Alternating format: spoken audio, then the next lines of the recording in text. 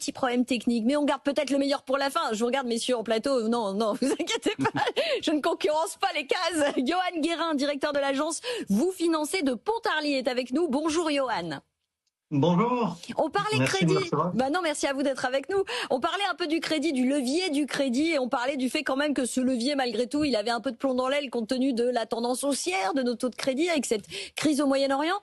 Vous avez peut-être la solution. Et si on empruntait en francs suisses, pourquoi? Expliquez-nous pourquoi c'est intéressant. Alors effectivement, aujourd'hui, on est dans un contexte particulier des taux, comme vous le dites, qui est relativement élevé. Et à l'inverse, les taux en francs suisses nettement plus bas. Il y a plus d'un point d'écart entre emprunter en CHF et en euros. Et dans les zones frontalières comme nous, dans le Haut-Doubs, ça ouvre des opportunités concrètes pour les emprunteurs, puisque un point d'écart, ça permet ou d'emprunter plus, ou de faire d'autres investissements qu'on ne pourrait plus faire en euros. Et alors, vous avez un exemple concret peut-être à nous apporter de quelqu'un qui qui se tâtait, qui hésitait, qui se disait bon, qu'est-ce que je fais et en quoi ça peut être un véritable gain, parce que pour le coup, il y a effectivement la différence de parité, il y a la différence du taux. Comment on s'y retrouve finalement? L'équilibre, il se trouve où? Alors effectivement, il faut être vigilant. Nos frontaliers sont soumis à ce qu'on appelle le risque de change. Mais les prêts en euros, pour ceux qui l'ont fait en euros et qui se retrouvent moi j'ai un exemple concret, à plus de 35%, avec des travaux encore importants à faire de plus de 100 000 euros, avec les normes de HCSF, ça passe plus en banque. Donc une des solutions a été de reprendre leur prêt en euros qui était à plus de 3,5%, le basculer en francs suisses, faire un rachat de prêt en devise CHF, et avec des taux à peine plus de 2%, ils ont retrouvé la capacité de refaire l'emprunt pour financer leurs travaux et du coup financer leur projet complètement grâce aux francs suisses, aux taux un peu plus bas et aux taux de change intéressants, puisqu'ils ont besoin de moins de francs suisses aujourd'hui qu'il y a quelques années. Non mais attendez. Ça veut dire qu'en ce moment, il va falloir que vous me donniez le taux d'intérêt moyen en Suisse, là.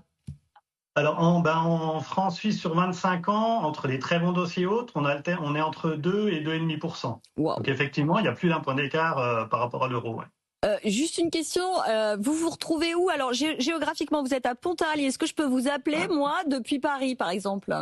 Alors oui, vous pouvez. Par contre, on ne fera jamais un prêt en devise pour des personnes qui n'ont pas des revenus en francs suisses. Bah voilà, non, Là, mais c'est pour ça que je vous posais la question voilà. quand même, Johan, parce que là vous êtes en train de nous donner tous envie, mais si derrière je vous appelle et que vous me dites c'est pas possible.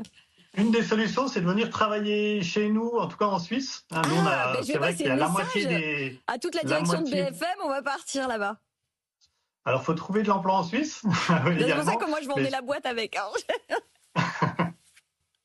Mais effectivement, nous, dans les foyers, 1 sur 2 travaillent en Suisse sur la zone vraiment frontalière. C'est un marché assez typique en ce sens.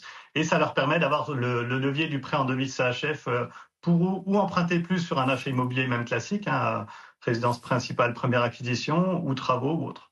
Mais alors, attendez, c'est des gens qui bossent en Suisse, mais on est d'accord qu'ils vivent en France, hein? Ils vivent en France, oui. C'est le statut de frontalier, c'est ça. C'est travailler en Suisse, avoir des revenus en francs suisses, mais vivre en France, et dépenser donc en euros et acheter en euros en France. J'ai une dernière question, Johan, quand même, parce que c'est excessivement alléchant. J'imagine que les frontaliers sont plus au fait que nous de ces opportunités-là, mais pour ceux qui ne le seraient pas encore, est-ce que vous allez les chasser dans cette période de hausse des taux de décision de la Banque Centrale Européenne qui ne saurait tarder, et avec une possible accélération des taux en France pour nos crédits en France, est-ce que vous allez chasser d'anciens clients pour aller renégocier ou justement changer leurs prêts? Comment ça se passe là en ce moment?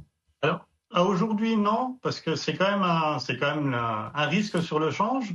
Donc, il faut le faire de manière réfléchie. Celui qui sait qu'il va travailler longtemps en francs suisses peut rembourser longtemps en francs suisses ou autre.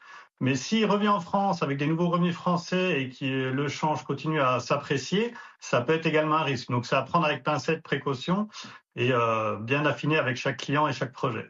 Merci Johan Guérin, directeur de l'agence Vous Financez de Pontarlier, pour ce témoignage et ce prêt en francs suisses. Messieurs, vous êtes toujours là, on était en plateau tout à l'heure pour parler SCPI, j'en profite quand même